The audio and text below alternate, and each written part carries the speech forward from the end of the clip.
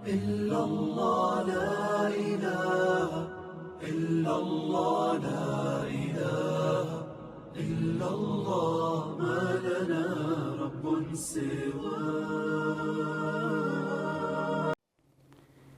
اعوذ باللہ من الشیطان الرجیم. بسم اللہ الرحمن الرحیم. توکلت علی الحی الذی لا يموت افوض امری الی اللہ ان اللہ بصیر بالعباد وما توفیقی الا باللہ. تصریف کا لغوی معنی کسی چیز کو ایک جگہ سے دوسری جگہ یا ایک حالت سے دوسری حالت کی طرف پھیرنا. بے شماری جو ہے صرف میر میں چل رہی تھی.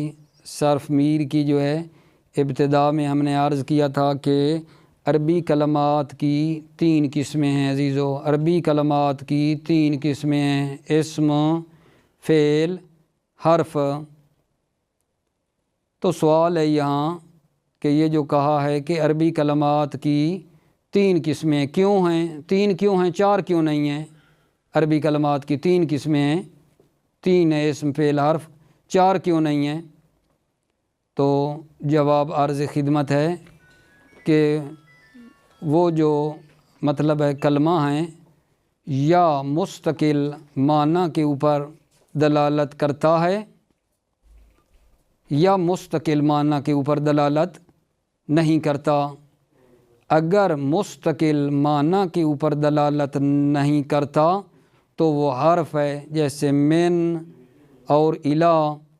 اور اگر وہ کلمہ مستقل معنی کے اوپر دلالت کرے اور کسی زمانے کے ساتھ ملا ہوا نہ ہو تو اسم ہے وہ. لیکن اگر وہ کلمہ مستقل معنی کے اوپر دلالت کرے اور 3 زمانوں میں سے یعنی ماضی، مضارع اور حال میں سے کسی زمانے کے ساتھ ملا ہوا بھی ہو تو اسے فعل کہتے ہیں. اس سے باہر تو نہیں ہے. کہا ہے نا کلمے کی 3 قسمیں: اسم، فعل، حرف. تو سوال کیا ہے آج کے درس میں کہ جی عربی کلمات کی جو کہا ہے کلمے کی 3 قسمیں، 3 کیوں ہیں، 4 کیوں نہیں ہیں؟ تو کیا عرض کیا ہے جی کہ کلمہ جو ہے یہ مستقل معنی کے اوپر دلالت کرتا ہے یا مستقل معنی کے اوپر دلالت نہیں کرتا. اگر مستقل معنی کے اوپر دلالت نہ کرے تو وہ حرف ہے، جیسے من اور الہ ہے. اگر مستقل معنی کے اوپر دلالت کرے اور 3 زمانوں میں سے کسی زمانے کے ساتھ ملا ہوا نہ ہو تو وہ اسم ہے، جیسے رجلن، زیدن مثلا، نوحن. اور اگر مستقل معنی پر دلالت کرے اور 3 زمانوں میں سے کسی ایک کے ساتھ ملا ہوا بھی ہو تو اسے فعل کہتے ہیں. ٹھیک ہے، اس سے باہر تو کوئی نہیں ہے. یہ انحصار ہے کہ یہ 3 ہی صورتیں جو ہے نا بنتی ہیں. آج پھر یہاں سے آغاز کرنا چاہتے ہیں کہ یہ جو تصریف کا معنی بتایا تھا نا کل جلسے میں، کسی چیز کو ایک جگہ سے دوسری جگہ یا ایک حالت سے دوسری حالت کی طرف پھرنے کا نام تصریف ہے لغوی طور پہ. تو یہاں جو ہے ایک مطلب اور بیان ہوا ہے کہ یہ جو تغییر ہے نا، تصریف، تغییر، تبدیلی، اس کی نا 3 قسمیں ہیں. تصریف لغت میں تبدیلی کو کہا ہے نا، تو یہ جو تغییر ہے، تغییر کی 3 قسمیں ہیں. تغییر ذاتی عزیزو، تغییر کی، تبدیلی کی 3 قسمیں ہیں: تغییر ذاتی، تغییر صفاتی، تغییر حالی. تغییر ذاتی کیا ہے؟ تغییر ذاتی یہ ہے کہ ذات شے، ایک چیز کی جو ذات ہے وہ کیا ہے؟ تبدیل ہو جائے. تغییر ذاتی کیا ہے جی؟ تغییر ذاتی یہ کہ ایک چیز کی جو ذات ہے وہ تبدیل ہو جائے. مثلا جی کہ میں نے درخت کو جلایا تو وہ خاک بن گیا، خاکستر ہو گیا.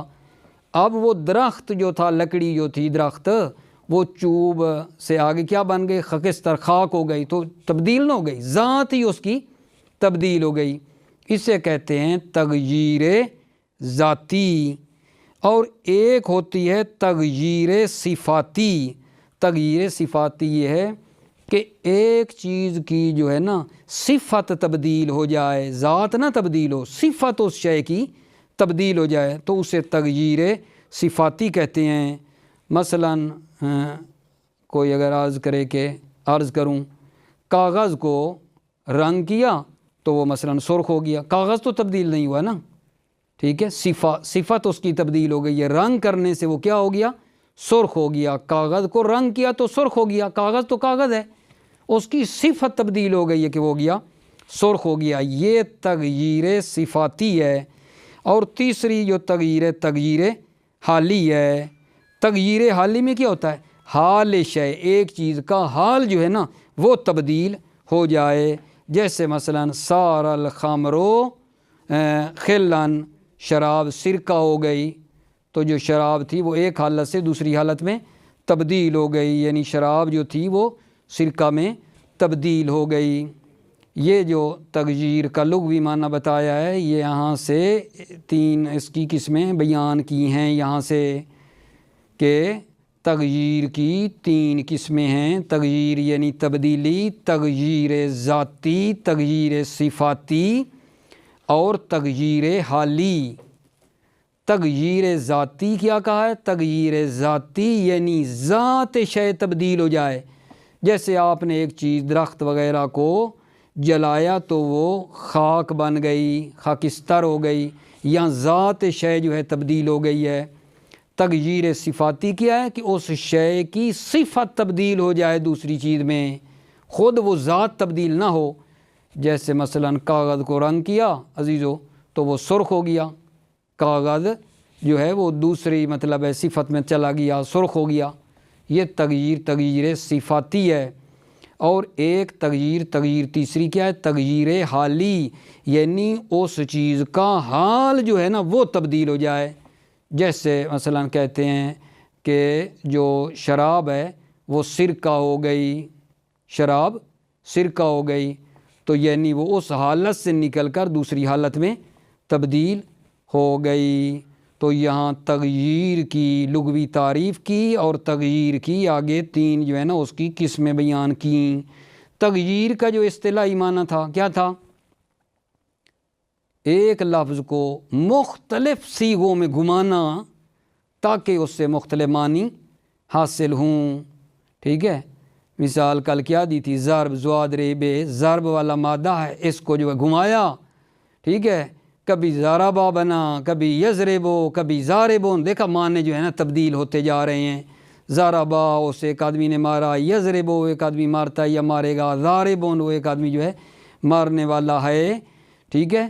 یہاں آپ تھوڑی دقت فرمائیے، وہ یہ ہے کہ یہ جو کہا ایک لفظ کو مختلف صیغوں میں پھیرنا تاکہ اس سے مختلف معنی حاصل ہوں، تو جو یہ تبدیلی ہے، یہ جو تغییر ہے، تغییر جو ہے نا اسم میں کم ہوتی ہے، جیسے رجلن، رجلان، رجال، رجیل، یہی 3-4 صیغے بنتے ہیں۔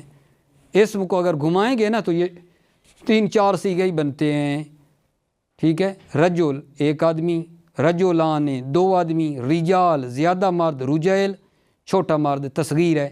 یہی 3-4 صیغے جو ہے نا اس کی گردان، اسم کی گردان کے بنے ہیں۔ جبکہ جو فعل ہے عزیزو، فعل میں تصریف زیادہ ہوتی ہے، اسم میں تصریف کم ہوتی ہے، جیسے مثالیں دیں، اور فعل میں تصریف نا بہت زیادہ ہوتی ہے۔ سوال آپ کے ذہنوں میں آ رہا ہوگا یقیناً، ٹھیک ہے، کیوں جی فعل میں تصریف کیوں زیادہ ہوتی ہے جی؟ اسم میں تصریف کم ہے، 3-4 صیغے بنائے آپ نے، اور کہہ رہے ہیں فعل میں تصریف زیادہ ہوتی ہے، کیوں؟ سوال ہے، توجہ فرمائیے۔ فعل میں تصریف یعنی تبدیلی، فعل میں تبدیلی اس لیے زیادہ ہوتی ہے کیونکہ فعل عزیزو فاعل کے بغیر نہیں ہوتا. کوئی فعل فاعل کے بغیر ہوتا ہے؟ فاعل ہوگا تو وہ فعل ہوگا نا. فعل میں تصریف اس لیے زیادہ ہوتی ہے کیونکہ کوئی بھی فعل ہو فاعل کے بغیر نہیں ہوتا، اور فاعل کی مختلف حالتیں بنتی ہیں. فاعل جو ہے جو یعنی اس فعل کو انجام دینے والا ہے فاعل، یا وہ مذکر ہوگا یا وہ کرنے والا مؤنث ہوگا. فاعل مذکر ہوگا یا مؤنث ہوگا، پھر ان میں سے ہر ایک مذکر ہو یا مؤنث، یا وہ مفرد ہوگا ایک کرنے والا ہوگا، یا تثنیہ ہوگا یعنی دو آدمی کرنے والے ہوں گے، یا دو عورتیں کرنے والی ہوں گی، دو ہوگا، ٹھیک ہے، یا وہ جمع ہوگا. پس فاعل یا مذکر ہوگا یا مؤنث، ان میں سے ہر ایک مذکر ہو یا مؤنث، یا وہ جو ہے وہ مفرد ہوگا یا تثنیہ ہوگا یا جمع ہوگا. اور پھر عزیزو کیا ہے، وہ جو فاعل ہے فاعل یا وہ خود متکلم یعنی بولنے والا تکلم کرنے والا، یا وہ خود متکلم ہے یا حاضر ہے یعنی تم، یا وہ کیا ہے غائب ہے جو حاضر نہیں ہے اس نے مثلاً. ٹھیک ہے، تو اس وجہ سے کیونکہ نا فعل کا جو فاعل ہے اس کی مختلف حالتیں بنتی ہیں، فاعل کی مختلف حالتیں ہوتی ہیں جس کی وجہ سے نا فعل میں جو ہے تصریف زیادہ ہوتی ہے. اب توجہ فرمائی کہ فعل میں تصریف زیادہ ہوتی ہے. کیوں؟ کیا جواب دیں گے جی؟ فعل میں تصریف زیادہ ہوتی ہے کیونکہ فعل فاعل کے بغیر نہیں ہوتا اور فاعل کی مختلف حالتیں ہوتی ہیں. فاعل یا مذکر ہوگا یا مؤنث، پھر مذکر مؤنث ہو، ہر ایک یا مفرد ہوگا یا تثنیہ ہوگا یا جمع ہوگا، یا وہ متکلم ہوگا خود ہوگا بولنے والا، یا مخاطب ہوگا یا غائب ہوگا. تو فاعل کی کیونکہ مختلف حالتیں بنتی ہیں اس وجہ سے فعل کے جو ہے نا اس میں تصریف زیادہ ہوتی ہے اور اس کے صیغے مختلف بنتے ہیں. لہٰذا فرما رہے ہیں علم صرف والے کہ جو ماضی ہے، ماضی یعنی فعل ماضی، فعل کی بات کر رہے ہیں نا، فعل ماضی جو ہے اس کے 14 صیغے ہیں. فعل ماضی کے 14 صیغے بنتے ہیں. ٹھیک ہے، فعل ماضی کے جو 14 صیغے بنائے ہیں یہ کیسے ہیں آغا جان؟ اس میں ذرا غور فرمانا. جو 3 صیغے ہیں پہلے وہ نا غائب کے ہیں، مذکر غائب کے ہیں. 3 صیغے جو بعد والے ہیں وہ مؤنث غائب کے ہیں. پہلے 3 مذکر غائب کے ہیں، ٹھیک ہے، پھر 3 مؤنث غائب کے ہیں. ٹھیک ہے، کتنے ہو گئے جی؟ 6. پھر آگے والے جو ہیں وہ مخاطب کے ہیں. 3 جو ہیں نا مذکر کے ہیں، 3 مذکر کے ہیں، واحد تثنیہ جمع. 3 مذکر کے ہیں اور 3 صیغے جو ہیں وہ مخاطب والے مؤنث کے ہیں. تو یہ بھی 6، غائب کے بھی 6 صیغے بن گئے، مخاطب کے بھی 6 صیغے بن گئے. 6 اور 6 کتنے ہو گئے جناب؟ 12 صیغے ہو گئے. اور آخری 2 صیغے جو ہے نا، ایک ہوتا ہے واحد متکلم 13 اور جمع متکلم جو ہے 14. واحد متکلم اور جمع متکلم. واحد متکلم یعنی ایک آدمی جو تکلم کرنے والا ہے. جو جمع متکلم ہے اسے جمع مال غیر بھی کہتے ہیں، یعنی متکلم مال غیر، اس طرح کہیں متکلم مال غیر یعنی ایک آدمی کے ساتھ ساتھ دوسرے بھی ہیں. متکلم ہوگا تو مثلا کہے گا واحد متکلم، میں نے یہ کیا یا میں کرتا ہوں. جمع متکلم ہوگا تو مثلا ہم نے کیا یا ہم کرتے ہیں، جمع متکلم ہے. ٹھیک ہے، تو اب عزیزو فعل ماضی کے کتنے صیغے بن گئے ہیں جی؟ فعل ماضی کے 14 صیغے ہیں. ٹھیک ہے، پہلے ایسے لیں، فعل ماضی کے جو 14 صیغے ہیں 6 صیغے غائب کے ہیں جی، کہو 6 صیغے مخاطب یعنی حاضر کے ہیں، اور 2 صیغے متکلم کے ہیں، واحد متکلم اور جمع متکلم. وہ 6 صیغے جو غائب کے ہیں ان میں 3 مذکر کے ہیں، 3 سیغے مؤنث کے ہیں، جب حاضر کے ہیں تو 3 مذکر کے ہیں واحد تثنیہ جمع، اور جو 3 ہیں وہ مؤنث کے ہیں مخاطبہ کے واحد تثنیہ جمع۔ 2 سیغے جو ہیں متکلم کے ہیں، واحد متکلم جمع متکلم، تو ٹوٹل سیغے کتنے بن گئے آگا جان؟ 14 سیغے بنتے ہیں اس طرح، ٹھیک ہے۔ اب میں آپ کی خدمت میں یہ کام کرتا ہوں، ٹھیک ہے، کہ میں پہلے نا آپ کے لیے اس کی نا ایک کر لیتا ہوں، اردو میں گردان کر لیتے ہیں، ٹھیک ہے، پھر ہم انشاءاللہ نا اس کی جو مطلب عربی والی گردان ہے نا ماضی کی اس کو کریں گے۔ پہلے آپ اردو میں گردان رکھنا بھائی، سیغے نا ہم کس سے شروع کر رہے ہیں؟ غیب سے شروع کر رہے ہیں، ذرا غور فرمانا جی، ٹھیک ہے۔ مثلا ضربا ہے، اس نے مارا، ضربا عربی میں ضرب مطلب مارنے کو کہتے ہیں، میں اردو میں گردان کرتا ہوں آپ کے لیے۔ اس ایک آدمی نے مارا، ان 2 آدمیوں نے مارا، ان سب آدمیوں نے مارا، 3 مذکر کے، آگے جی 3 مؤنث کے۔ اس ایک عورت نے مارا، ان 2 عورتوں نے مارا، ان سب عورتوں نے مارا۔ اب آ جاؤ جناب مخاطب کے جی، ٹھیک ہے، مخاطب کے جی کیا کریں گے؟ تم ایک آدمی نے مارا، تم 2 آدمیوں نے مارا، تم سب آدمیوں نے مارا۔ اب مؤنث کے شروع کریں مخاطبہ کے، تو ایک عورت نے مارا، تم 2 عورتوں نے مارا، تم سب عورتوں نے مارا۔ مخاطب تھے نا، تم کی بات کرتے آئے ہیں، ٹھیک ہے۔ کتنے ہو گئے جی؟ 12، 6 غیب کے اور یہ 6 جو تھے جو اردو میں گردان کی ہے مخاطبہ کے۔ میں نے مارا، ہم نے مارا، ٹھیک ہے، میں نے مارا، ہم نے مارا۔ تو آپ عزیز اسی ترتیب کے اوپر، ٹھیک ہے، چاہیں تو میں ایک مرتبہ پھر تھوڑا تیز کر لیتا ہوں۔ اس ایک آدمی نے مارا، ان 2 آدمیوں نے مارا، ان سب آدمیوں نے مارا۔ اس ایک عورت نے مارا، ان 2 عورتوں نے مارا، ان سب عورتوں نے مارا، ٹھیک ہے۔ تو ایک آدمی نے مارا، تم 2 آدمیوں نے مارا، تم سب آدمیوں نے مارا۔ تو ایک عورت نے مارا، تم 2 عورتوں نے مارا، تم سب عورتوں نے مارا۔ میں نے مارا، ہم نے مارا، میں نے مارا، ہم نے مارا۔ تو یہ اردو میں گردان ہے۔ اب میرے عزیز بھائیوں، اب آ جاؤ عربی میں۔ عربی میں گردان کیا ہے جناب؟ عربی میں یہی معنی نا، عربی میں یعنی 6 پہلے غیب کے ہیں، 3 مذکر کے، 3 مؤنث کے، 6 مخاطب کے، 3 مذکر کے، 3 مؤنث کے، 2 متکلم کے۔ توجہ سے نا میری گردان سننا، غور فرمانا۔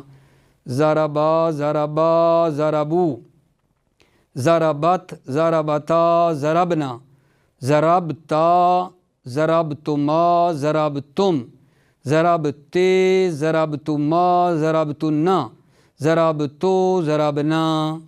وہ جو میں نے اردو میں گردان کی تھی یہ وہی ہے، یہ عربی میں ہے، ٹھیک ہے۔ یہاں کیا ہوا ہے؟ ضربا واحد مذکر غیب کا ہے جو معنی کیا تھا، اس ایک آدمی نے مارا۔ ضربا ان 2 آدمیوں نے مارا، تثنیہ کا صیغہ ہے۔ ضربو ان سب آدمیوں نے مارا۔ یہ 3 ہو گئے جی، مطلب ہے مذکر غیب کے۔ جو آگے مؤنث کے ہیں، ضربت اس ایک عورت نے مارا، ضربت، ضربتا ان 2 عورتوں نے مارا، ٹھیک ہے۔ ضربت، ضربنا ان سب عورتوں نے مارا۔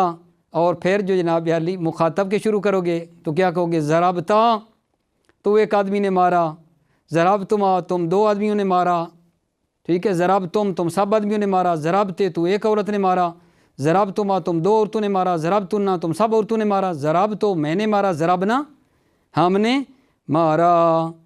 تو آپ عزیزوں کی خدمت میں عرض یہ ہے کہ میرے عزیز بھائی، عزیز بچے، میرے بھائی جو چھوٹے ہو، ٹھیک ہے، یہ گردان عام لوگوں نے صحیح طریقے سے اس کو حفظ کرنا ہے، یاد رکھیں۔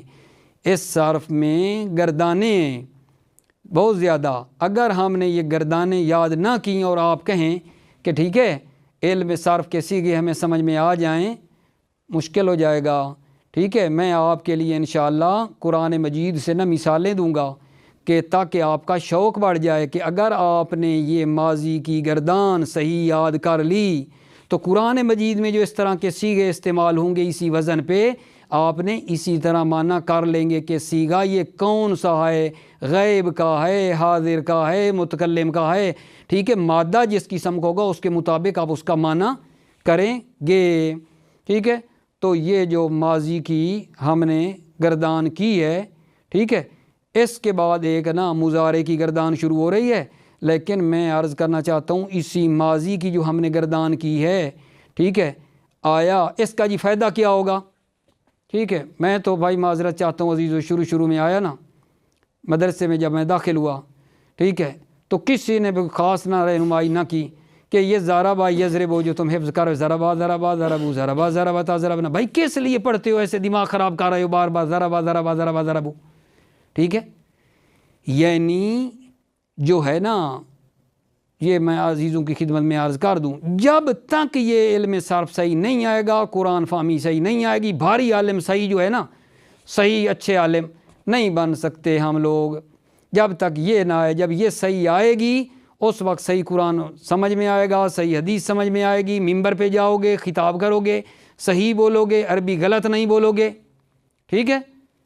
ورنہ جو ہے کسی کے بارے میں ملتا ہے کہ وہ جو حدیث ہے نا ضربت علی یوم الخندق افضل من عبادت ثقلین، ٹھیک ہے، علی کی ایک ضربت ثقلین سے بھاری ہے، تو کسی نے پڑھ دیا ضرب، تو اندازہ کرو ضربتون جس کا مطلب ایک مرتبہ مارنا، اس بندے خدا نے پڑھ دیا ضرب تو کا کیا معنی ہے آپ اندازہ لگا لیں۔ ضربتو کا معنی تو بھائی میں نے مارا، ٹھیک ہے۔ کوئی طالب علم بیٹھا تھا، اس نے کہا کہ یار یہ کیا کر رہے ہو تم، ٹھیک ہے، یعنی تم تو ضربتو کا صیغہ لگا رہے ہو، غلط کر رہے ہو، ٹھیک ہے۔ تو پھر آپ جانتے ہیں جو ذاکروں کا کام ہوتا ہے اس بیچارے کے اوپر تھوڑا سا جو ہے ڈانٹ ڈپٹ اس کو پڑ گئی، ٹھیک ہے، لیکن طالب علم نے اٹھ کے بیان کیا۔ تو عرض خدمت یہ ہے کہ جب تک یہ نہیں آئے گا، ٹھیک ہے، اگر انہی چکروں میں رہے تو پھر جو ہے بڑا مشکل ہو جائے گا عزیزو، یہ بہت ہی ضروری ہے۔ اور میں تسلی سے کہہ سکتا ہوں اپنے دل کی اتھاہ گہرائیوں سے کہ جو صرف میر صحیح پڑھ لے گا قرآن مجید کے صیغے اسے کافی مقدار میں جو ہے سمجھ میں آئیں گے، اور علم صرف جو ہے اس کے لیے بہت ہی آسان ہوگا، قرآن سمجھنا، حدیث کا سمجھنا جو ہے اس کے لیے آسان ہو جائے گا، ٹھیک ہے۔ تھی تو مضارع کی بھی آگے گردان، لیکن نہ کہیں زیادہ بوجھ نہ ہو جائے، یہ جو ضربا کی گردان ہم نے پڑھی ہے اور آپ کی یہ ذمہ ہے کہ یہ حفظ کرنی ہے ضربا کی گردان، ٹھیک ہے۔ اب میں جناب یہ چاہوں گا کہ یہ جو ضربا کا استعمال ہے قرآن مجید میں مثلاً، ٹھیک ہے، قرآن مجید میں کہاں بھلا اگر یہ ہم یاد کر لیں گے عزیزو، ٹھیک ہے، تو اس کا ہمیں کیا بھلا فائدہ ہوگا؟ کوئی تو ہمیں دکھائے نا قرآن مجید میں کہاں مثلاً یہ صیغے اس طرح کہ اگر ہمیں یہ یاد ہو گئی، بھائی ضربا یاد کرنا آسان کام ہے، ٹھیک ہے، مشکل کام ہے ضربا، ہم رٹے لگائیں گے۔ اختر بتاؤ نا، اگر ضربا ہمیں صحیح ہے ہم نے حفظ کر لی تو قرآن مثلاً کیسے ہمیں صحیح سمجھ آئے گا؟ ایک بطور مثال توجہ فرمائیں، یہ صیغے جو ہیں بھلا یہ قرآن کے ہیں یا نہیں، میں ایڈریس دیتا ہوں آپ کو۔ اگر آپ کو یہ صحیح گردان آئے گی تو پھر اس طرح کی صیغے ترجمہ کرنا آپ کے لیے آسان ہو جائے گا۔ یہ ہم نے ماضی کی آج صرف نا گردان مطلب ہے پڑھی ہے آپ کی خدمت میں، اور یہ حفظ کرنی ہے، ٹھیک ہے۔ اب مثلاً آپ یہ دیکھیں کہ یہ صیغے قرآنی ہیں، خلقا، خلقتو، خرجنا، خرجتا، یہ لکھ لیں، کاپیوں پہ لکھیں، اور پھر اس کا آپس میں بحث کر مباحثہ کریں اور کہیں کہ یہ اچھا جو ماضی والا صیغہ ہم نے پڑھے ہیں 14، یہ بھلا ان میں کون سا ہے؟ اس کے البتہ ضربا کا مطلب مارنا ہے، ادھر جو ہوگا اس کے مطابق ماننا آپ نے کریں گے۔ خلا کا مثلا خلق کرنا، خرجنا کا مطلب مثلا نکلنا، تو پھر صیغہ کے مطابق ترجمہ آپ اس کا کریں گے۔ خرجتا، خرجتم، کسبتم، یہ سارے قرآن میں آئے ہیں۔ دخلتم، ترکتو، ترکنا، ترکنا، پہلے والا ترکنا، ترکنا، ترکتم، اخذا، اخذتا، اخذتم، اخذنا، اخذتو، اخذنا، دیکھو یہ قرآن میں آئے ہیں۔ اگر ہمیں وہ گردان صحیح یاد ہو گئی، مشکل تو ہوگی، جتنے دن بھی 1-2 دن میں لگا دو بے شک، لیکن کرو صحیح، بہت ہی اچھے طریقے سے آتی ہو۔ پھر اس کو مطابق جب آپ دیکھیں گے خالہ کا تو آپ کیا کہیں گے جی؟ ضربہ تھا، اچھا یہ ہے خالہ کا، واحد مذکر غیب کا صیغہ ہے، خالہ کا، اس نے خلق کیا، جیسے اس کا معنی کرتے تھے ضربہ، اس نے مارا، خلق تو میں نے خلق کیا، ماضی ہے یا نہیں؟ ماضی، واحد متکلم کا صیغہ ہے نا۔ ادھر کیا تھا؟ ضرب تو میں نے مارا، ادھر کیا کہو گے جب آؤ گے تو؟ خلق تو میں نے خلق کیا۔ اسی طرح ان صیغوں کو دیکھ کر سامنے بے شک رکھ کے اس صیغے کو اس کے ساتھ ملا کر کون سا صیغہ ہے اس کے مطابق جو ہے ترجمہ کریں اور تمرین کریں، پریکٹس کریں، تاکہ جو قرآن کے جو صیغے آئے ہیں اور جب قرآن مجید کی تلاوت کریں تو رکیں کہ یہ صیغہ کون سا ہے اور اس کا معنی کیا بن رہا ہے، ٹھیک ہے۔ اور کس طرح یہ اگر ہمیں عربی والی یہ جو 14 صیغے ماضی کے ہیں یاد ہوں گے، ٹھیک ہے، تو قرآن مجید میں مثلاً کہاں آئے ہیں، ہمیں کیسے فائدہ ہوگا؟ دیکھنا، قرآن مجید کی میں آیات پڑھ رہا ہوں جہاں یہ صیغے استعمال ہوئے ہیں، اور وہ اگر گردانیں آپ کو اگر یاد ہوگی ماضی والی تو پھر آپ اس کے مطابق پھر اس کا صیغہ مطابق ترجمہ صحیح سمجھیں گے، صحیح کریں گے، تو پتہ چلا نا کہ یہ جو شروع میں ہم نے کہا ہے کہ یہ جو علم صرف ہے یہ کس کے لیے؟ قرآن فہمی کے لیے۔ جب وہ صحیح آئے گا تو قرآن صحیح سمجھ میں آئے گا نا۔ دیکھو میں قرآن مجید میں آیات پڑھ رہا ہوں اور اس کے اندر جو صیغے ہیں پھر وہ آپ نے اس کو ڈھونڈ کے اس کے مطابق ترجمہ کرنا ہے۔ بسم اللہ الرحمن الرحیم۔ وَلَمَنْ صَبَرَ وَغَفَرَ إِنَّ ذَلِكَ لَمِنْ عَزْمِ الْأُمُورِ۔ توجہ کی، صبرا غفرا صیغہ ہے یا نہیں؟ صبرا غفرا، تو پھر آپ کو وہ گردان یاد ہوگی تو اس کے مطابق آپ اس کا ترجمہ کرو گے کون سا صیغہ ہے، ٹھیک ہے۔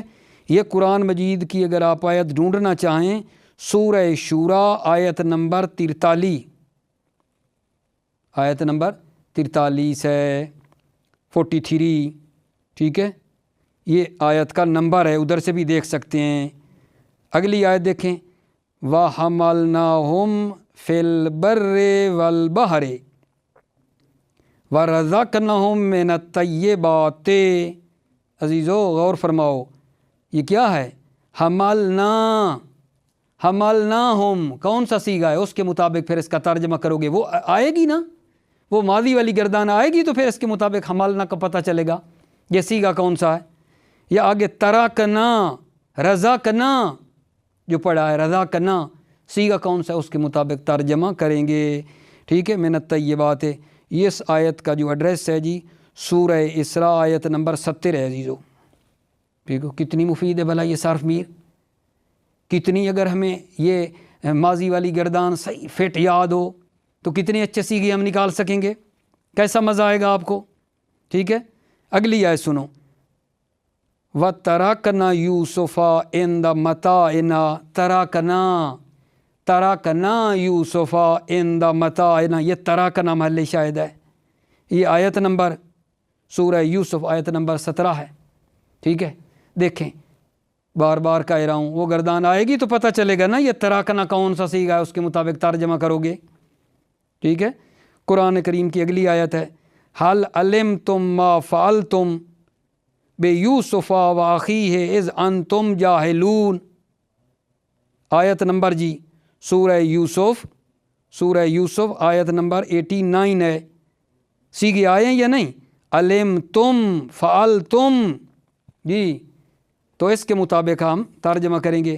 ایک مولا علی کا فرمان سناتا ہوں، ظاہر قرآن و حدیث کو سمجھنا ہے نا، یہ قرآن کی مثال ہو گئی، حدیث کو سمجھنے کے لیے مولا علی جو قرآن ناطق ہیں فرما رہے ہیں رحم اللہ عمران عرف قدرہ، تو یہ جب آپ پڑھیں گے مولا کا کلام تو کیا کہیں گے؟ رحم اللہ، رحمہ کون سا صیغہ جی؟ رحمہ، مولا امیر نے فرمایا رحم اللہ، اس کے مطابق وہ ماضی والی گردان یاد ہوگی تو پتہ چلے گا نا، ٹھیک ہے۔ اسی طرح مولا علی کا ایک اور حدیث ہے، انکم ان رغبتم الی اللہ غنمتم، رغبتم غنمتم، عزیزو گردان یاد ہوگی تو پھر اس کا پتہ چلے گا نا یہ سیگا کون سا ہے، اس کے مطابق جو ہے ہم اس کا پھر ترجمہ کریں گے اور اس کو سمجھیں گے۔ یہ میں نے بطور شاہد مثالیں آپ کی خدمت میں پیش کی ہیں کہ یہ چیز اگر ہمیں صرف کی گردان یاد ہوگی تو اس طرح ہم قرآن سے استفادہ کر سکیں گے۔ یہ نہ ہو کہ شاہد مثال آپ کی خدمت میں پیش نہ کروں، ایسے ضربہ آپ کا پتہ کیا کیسے فائدہ دے گا، نہیں، یہ شاہد مثالیں پیش کر دی ہیں۔ ابھی یہ جو پڑھا ہے اس کا مختصر ترجمہ اور اسی پہ آج کا درس ہمارا ختم ہونا چاہتا ہے۔ تصریف کا لغوی معنی کسی چیز کو ایک جگہ سے دوسری جگہ، یہ ایک حالت سے دوسری حالت کی طرف پھیرنا۔ تصریف کا اصطلاحی معنی ایک لفظ کو مختلف صیغوں کی طرف پھیرنا تاکہ اس سے مختلف معنی حاصل ہوں۔ تصریف اس میں کم ہوتی ہے، جیسے رجلون رجلان رجالون رجیلون، رجل ایک مرد، رجلان دو مرد، رجال زیادہ مرد، رجیل چھوٹا مرد۔ تصریف فعل میں زیادہ ہوتی ہے، جیسے ضربا، یہ حفظ کرنی ہے جو مل شاہد ہے ضرور، ضربا ضربا ضربو ضربت، ضربتا ضربنا، ضربتا ضربتما ضربتم، ضربتے ضربتما ضربتنا، ضربتو ضربنا۔ یہ 14 صیغے ہیں۔ ضربا ضربا ضربو، یہ 3 مذکر غائب کے ہیں، غائب ہوتا ہے جو حاضر نہ ہو۔